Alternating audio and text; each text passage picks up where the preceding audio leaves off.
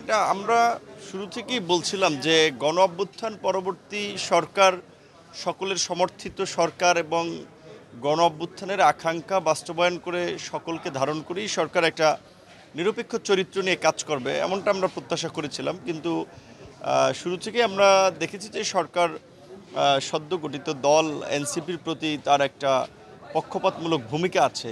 এটা শুধুমাত্র আজকে টিআইবির ইফতেখারুজ্জামান বলায় আলোচনা এসেছে বিষয়টা এমন না, এটা সবাই কিন্তু এর আগেও বলেছে এবং এমন কথাও বলেছে যে সরকার যদি তার নিরপেক্ষ চরিত্র ধরে রাখতে ব্যর্থ হয় তাহলে আগামী নির্বাচনের আগে কিন্তু নিরপেক্ষ সরকারের প্রয়োজন হতে পারে। এবং স্বাভাবিকভাবেই ধরেন গণ অভ্যুত্থানের অংশীজনদেরও যদি চিন্তা করেন তাহলে তো গণ অধিকার পরিষদ আমরা তো একটা বড় স্টেক হোল্ডার, তো তাহলে আমরা তো সরকারকে সমর্থন করব না যদি সরকার এইভাবে ধারাবাহিকভাবে আপনার একটা দলকেই সমর্থন করে এবং বাকিদেরকে আসলে এক প্রকারের কার্যত মাইনাস করে। সেই জায়গা থেকে আমরা ব্যক্তিগত পরিসর থেকেও অনেকবার সরকারকে বলেছি আগামীকালকে যে জুলাই ঘোষণাপত্র হতে যাচ্ছে সেখানে আমরা দেখেছিলাম যে শুরুতে সব দলের কাছ থেকে মতামত নেওয়া হয়েছিল যে কে কোথায় কি চায় জুলাই ঘোষণাপত্রে, এবং সর্বশেষ খসড়াটি আমি যতদূর শুনেছি যে 3টি দলকে দেওয়া হয়েছিল, বিএনপি, জামাত এবং এনসিপি।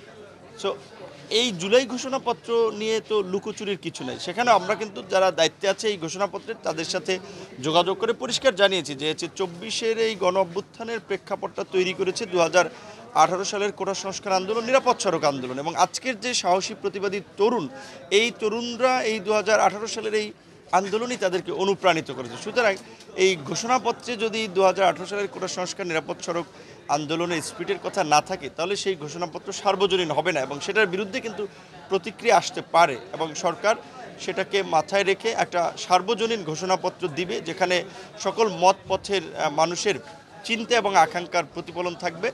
এটা আমরা প্রত্যাশা করি এবং এনসিপির তরুণ বন্ধুদের প্রতি আমাদের আহ্বান থাকবে যে রাজনীতি আসলে যেটা বলে আপনার এই মানে হচ্ছে রেডিমেডভাবে রাজনীতি করা যায় না, রাজনীতি করতে হলে তৈরি হতে হয় একটা প্রতিকূল পরিস্থিতির মধ্যে দিয়ে, লড়াই সংগ্রামের মধ্যে দিয়ে। এই জুলাই গণ অভ্যুত্থান হাসিনা বিরোধী আন্দোলন হিসেবে কিংবা হাসিনার পতনের জন্য, ফ্যাসিবাদের পতনের জন্য কিন্তু সব দলমতের মানুষ একত্রিত এবং ঐক্যবদ্ধ ছিল অভিন্ন লক্ষ্য অর্জনে। সেই কারণে কিন্তু এটা সম্ভব হয়েছে। এখানে কিন্তু কোনো রাজনৈতিক দল, কোনো নেতার বা কোনো দলের ক্রেডিট কিংবা কৃতিত্বের কিছু নাই।